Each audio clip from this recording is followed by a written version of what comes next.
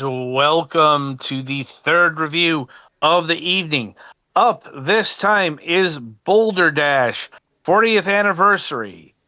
Um, so this game may look a bit familiar if you're a long-time watcher of the channel.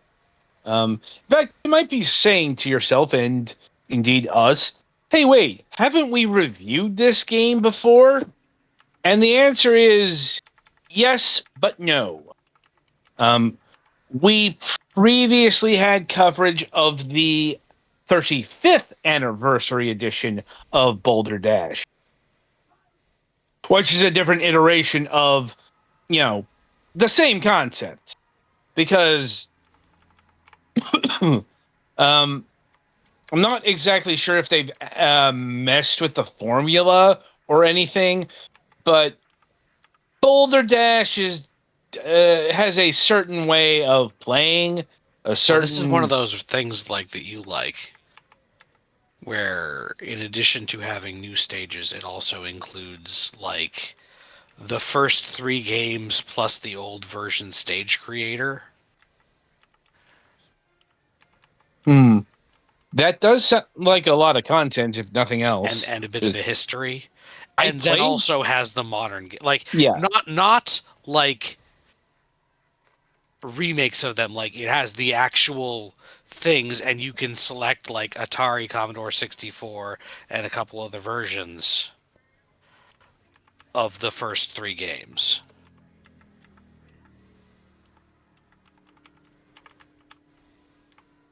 mm. I'm like, anyway. So in case you're not familiar with Boulder Dash, um, a very quick rundown. Boulder Dash was not an arcade game. Um, it was a computer game that existed on a whole bunch of formats at the time. Um, I want to say my school had the Apple II version of it. Yeah. But, it had DOS, C64, probably name a popular computer format of the day. And your operating system probably had an iteration of Boulder Dash.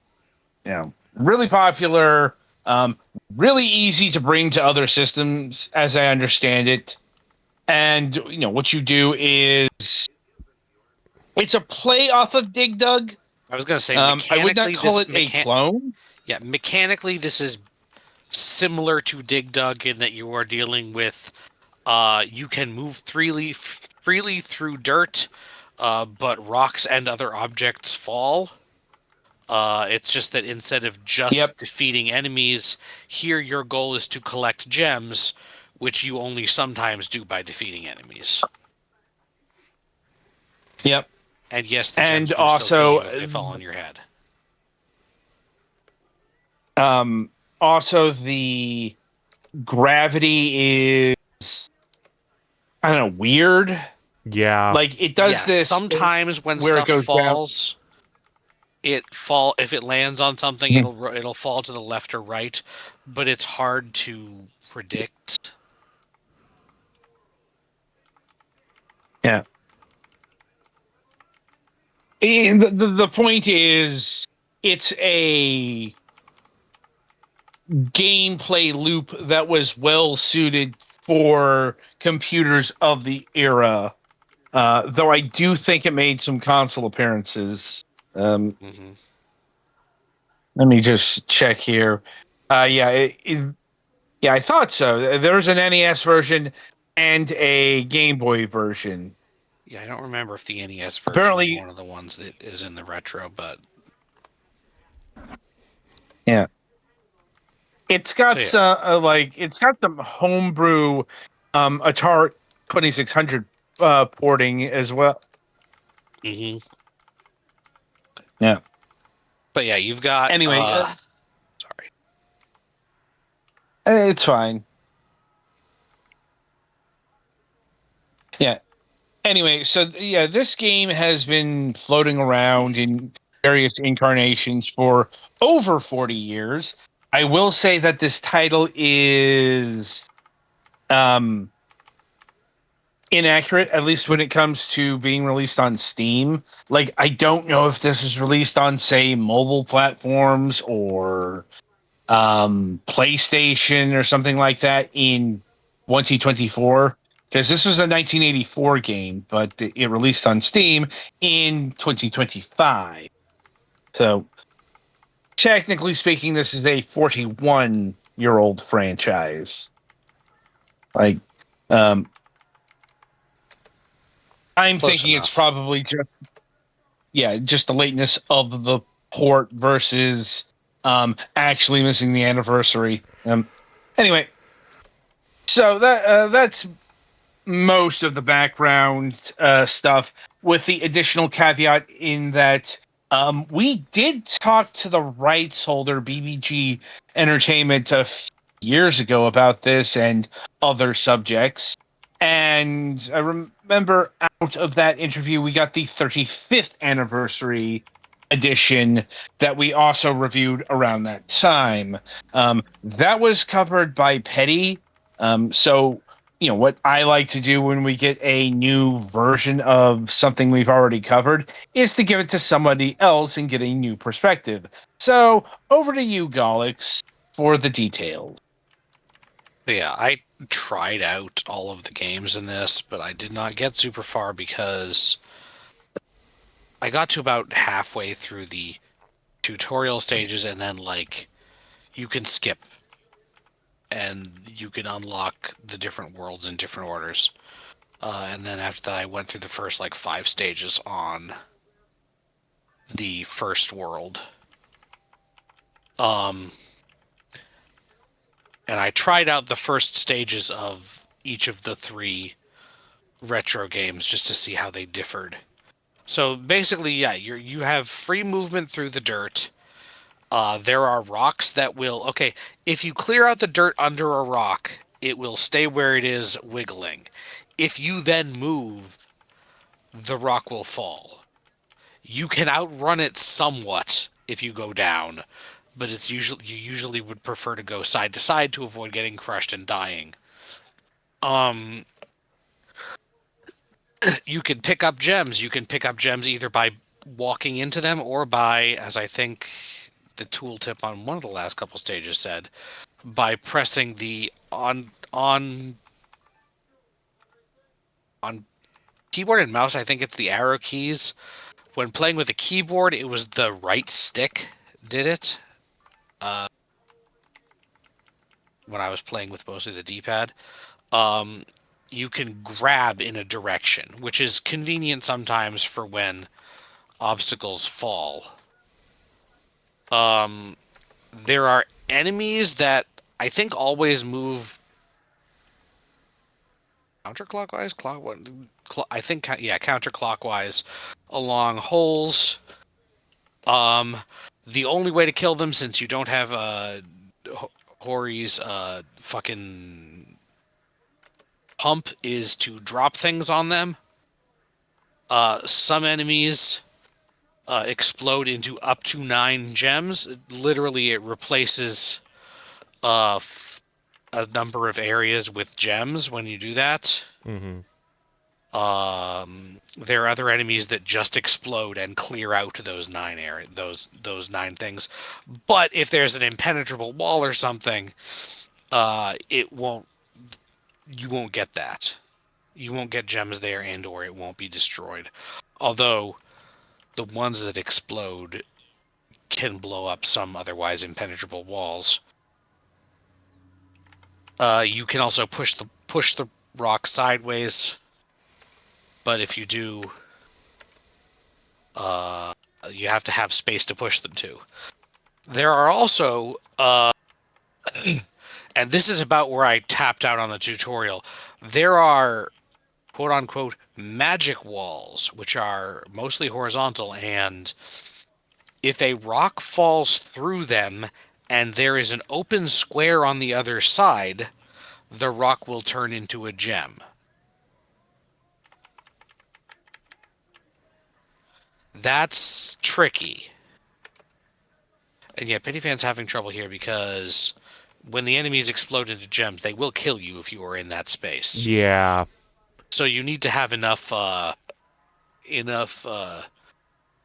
clearance to not die from that explosion, which sometimes means running away very fast, and sometimes not. Also, things explode before they actually connect with you. They explode as soon as they enter a square adjacent to you, which is always a little sooner than it feels like it's going to be. Yeah. And anyway, after you get enough gems, you have to get to the end of the level, which is a door. You often don't need to get all of the gems, although sometimes that is the puzzle, is very specifically getting all the possible gems, particularly when there are enemies you need to kill about it. Um,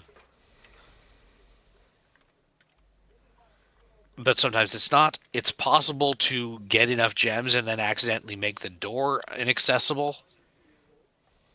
Hmm. Go back. Actually, go back to the options while we're here.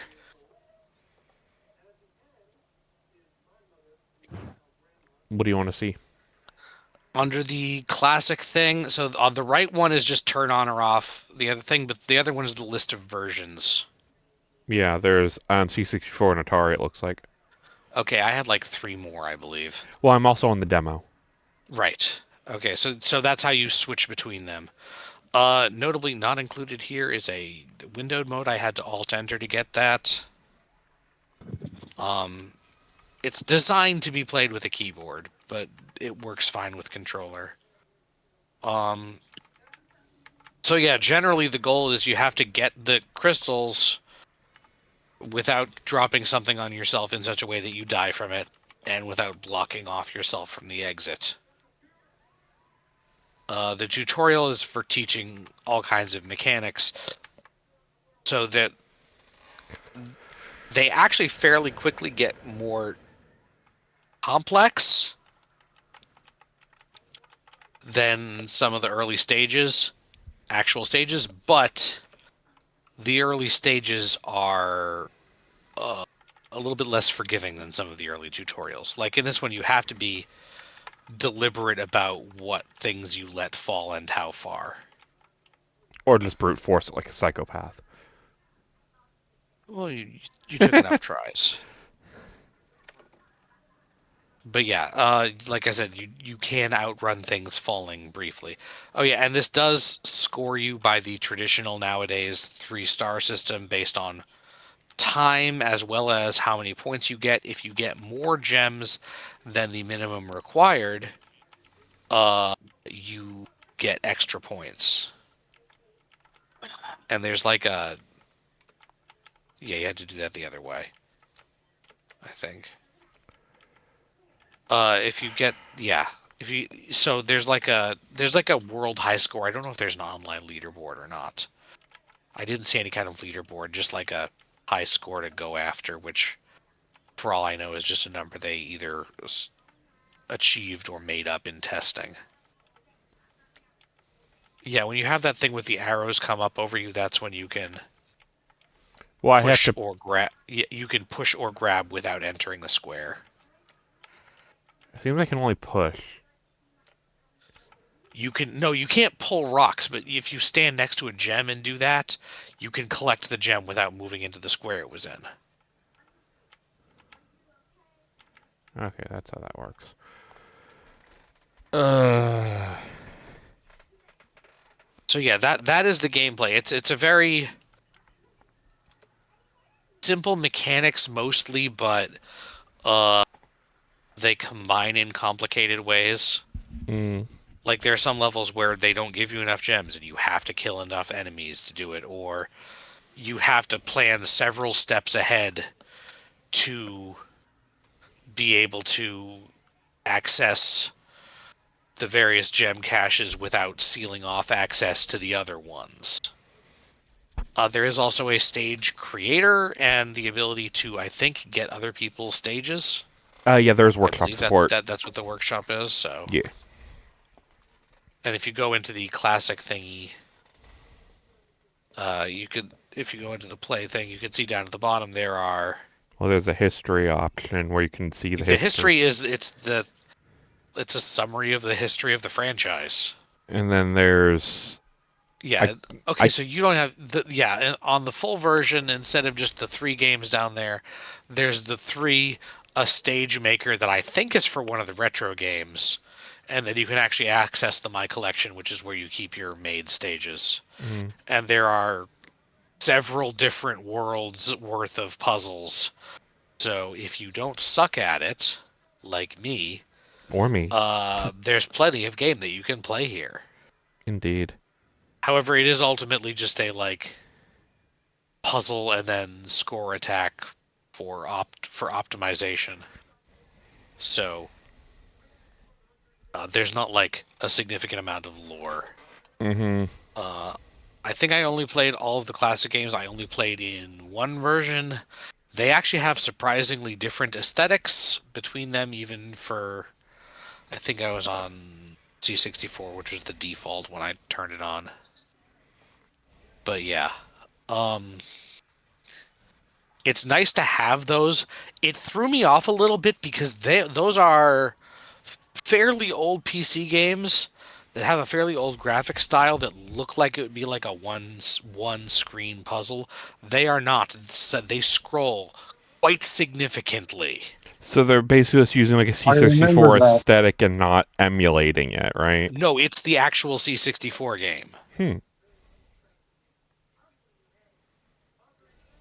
I mean, I think you can go into that and see it. I was It 2 was the one that surprised me by how fucking huge it was. it's not letting me into the classic games because I only have the demo.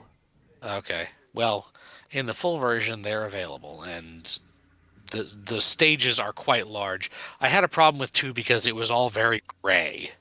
Hmm. Like there were still rocks, gems, and breakable and unbreakable blocks, and they were all different shades of gray, and your dude was also gray. You also have a choice for the 3D stages of 6 different avatars, which are basically neat little 3D versions of avatars used from various versions of the game. So there are 2 different dudes, 2 different ants, one little mascot type guy, and a robot. Hmm. They all work the same. They just look neat. Um, there's not a whole lot of options, and it does the thing with the option menu where they're all icon based instead of, text, which I guess is theoretically more friendly for international purposes, but Mm-hmm. And or younger audiences who can't read yet. yeah, but it's still a little bit annoying. And anyway, you mostly get music volume and sound effect volume. The music is nothing to write home about, and I believe they do at least put music over the retro versions that probably was not initially there, seeing as how most of those consoles are not known for their robust and pleasant sounding soundtracks. C64 was. Then maybe it was actual Commodore music, but it sounded pretty similar to the music in the modern ones, so. But I was getting the original sound effects, so. So yeah. Overall, it's pretty. I think this is actually a pretty solid package for a pretty decent retro franchise, and then a modern version of it. However, it is very much a retro style puzzler that is not easy. Mm. So I guess my final determination lies on how much are they charging for it. Um, it's rather pricey. It is retailing for $20. That is on the high end for this. If you're really interested in the history of the franchise and want to use it to its fullest, that's probably reasonable. But if you're just looking for something to noodle around with, that's probably more than I would spend on a puzzler that is this simple, I guess. Mm. Unless you really are interested in, like, the whole of it. Does that make sense? Yeah. Yeah, I think it does. Okay. Well, I think that's what I got, unless you guys have any questions or comments. I'm good. I think I'm good. All right, then. All right, so that'll about do it for Boulder Dash 40th anniversary here. Be sure to tune in after the break as we review a little physics roguelike.